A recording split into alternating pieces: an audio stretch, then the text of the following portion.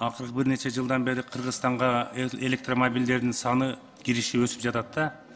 Мына адегенде азыраак санда кирип жаткан болсо, мына 2 жылдын ичинде бир канча миң электромобилдер кирди да. Мына ушул дагы алдыңкы бир 2 жылдын ичинде бир 10-20 миң дана электромобилдер кирет деген маалымат бар да. Бул унаалардын албетте биздин мамлекетке кириши жакшы көрүнүш.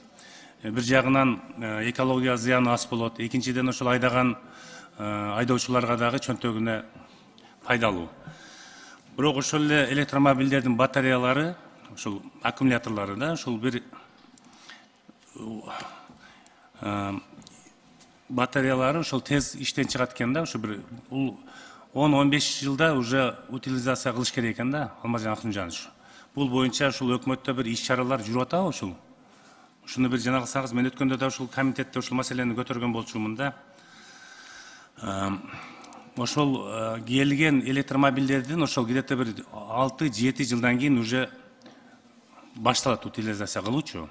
Бул багытта ушул өкмөт алдын ала даярдыктарды көрбөсө, бул эртең 7-8 жылдан кийин чоң бир көйгөй жаралып калышы мүмкүн. Алмазжан Акмжанович, өзүңүз билесиз, бул жөнөкөй эле машинанын аккумулятору сыяктуу ыргытып бергенге болбойт.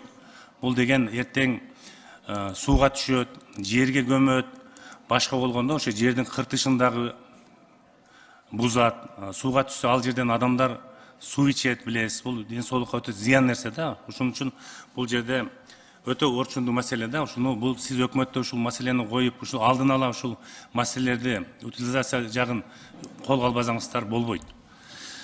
Ошондон Нурлан Асанбекович, бул маселе боюнча ушул протоколдук тапшырма берип койсоңуз жакшы болот эле да. Рахмат.